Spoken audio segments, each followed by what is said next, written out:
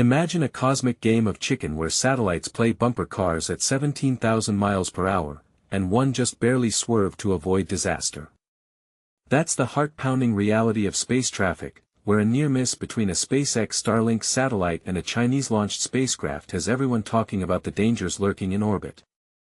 But here's where it gets controversial: who bears the blame when international rules for sharing space data aren't followed? Stick around to explore this high-stakes issue that could shape the future of our crowded skies.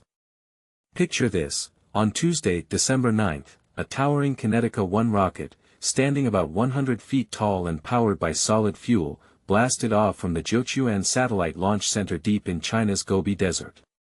Operated by CAS Space, a Guangzhou-based company, this rocket deployed 9 spacecraft into Earth's orbit. One of them came perilously close, just 200 meters, to a Starlink internet satellite, specifically Starlink 6079, designated as 56120, at an altitude of roughly 560 kilometers. SpaceX, the brain behind Starlink, wasn't happy about this hair-raising encounter, as it highlighted a growing problem in space operations. According to Michael Nichols, SpaceX's vice president of Starlink engineering, the incident stemmed from a lack of coordination or deconfliction, that's the fancy term for sharing satellite paths and avoiding collisions, with other operators in space. As far as we know, no coordination or deconfliction with existing satellites operating in space was performed, Nichols posted on X, formerly Twitter, on Friday, December 12, adding, "Most of the risk of operating in space comes from the lack of coordination between satellite operators. This needs to change." It's a stark reminder that space isn't as empty as it seems. Without proper communication, satellites can play a risky game of orbital tag.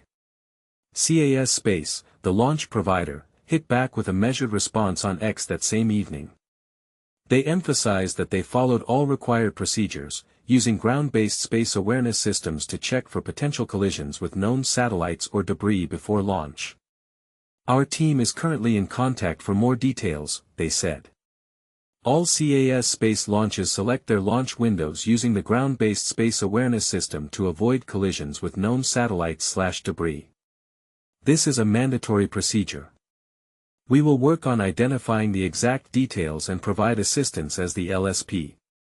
LSP stands for Launch Services Provider, a key role in ensuring safe ascents. They're now digging deeper into what happened, showing a commitment to transparency. This Kinetica 1 mission wasn't just any launch, it carried a mix of satellites with global ties. According to reports from China Daily, the payload included 6 multifunctional satellites for China, an Earth observation satellite for the United Arab Emirates, a scientific satellite for Egypt, and an educational satellite for Nepal. Nichols didn't specify which one of these nearly brushed past the Starlink satellite, but the diversity underscores how space is a collaborative frontier, or at least, it should be. And this is the part most people miss. The incident shines a light on how Earth's orbit is becoming increasingly packed, turning space into a bustling highway with no traffic cops. Back in 2020, there were fewer than 3,400 active satellites circling our planet. Fast forward 5 years, and that number has exploded to around 13,000, with more joining the fray every week. Imagine a freeway where cars double overnight, accidents become inevitable without rules and cooperation. SpaceX is a big player in this orbital traffic jam, currently managing nearly 9,300 Starlink satellites. That's a staggering fleet, and they've launched over 3,000 of them just this year alone.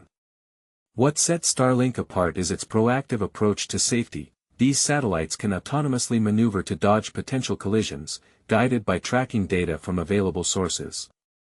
In fact, in the first 6 months of 2025, Starlink spacecraft executed about 145,000 such avoidance maneuvers, that's roughly 4 per satellite per month.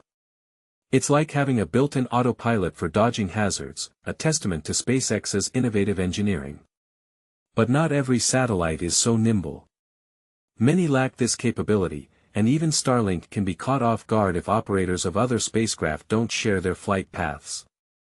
That's where the controversy ramps up. Is this a case of oversight by CAS Space, or does it point to broader systemic failures in international space governance? For beginners, think of it like air traffic control. if pilots don't communicate their plans, planes risk mid-air collisions. In space, the consequences could be catastrophic. Even a single smash-up, whether between two satellites or one hitting orbiting debris, could unleash a chain reaction. Picture this: the impact creates a cloud of fragments, which then collide with other objects, generating even more debris.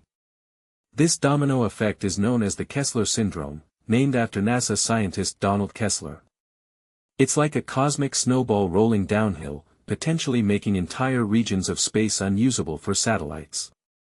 We've seen hints of this in real-world examples, like the 2009 collision between a defunct Russian satellite and an Iridium satellite, which created thousands of new debris pieces that still pose risks today.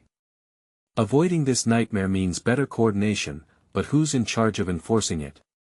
As space becomes more crowded, incidents like this near miss could become the norm unless we rethink how we share data and responsibilities. But here's where it gets really divisive. Some argue that private companies like SpaceX are overreacting to protect their turf, while others say emerging space nations, including China, need stricter oversight to prevent space wars through negligence. What do you think? Should there be global rules mandating real-time data sharing, or is self-regulation enough? Do you side with SpaceX's call for change, or do you believe CAS Space's procedures were sufficient?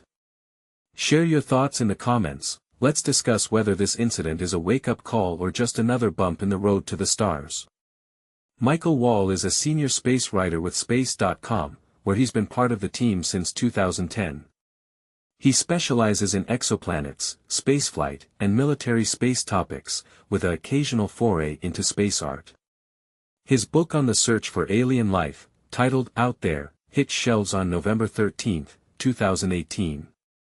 Before diving into science writing, Michael honed his skills as a herpetologist and wildlife biologist. He holds a PhD in evolutionary biology from the University of Sydney in Australia, a bachelor's degree from the University of Arizona, and a graduate certificate in science writing from the University of California, Santa Cruz. To catch up on his latest adventures, follow Michael on Twitter.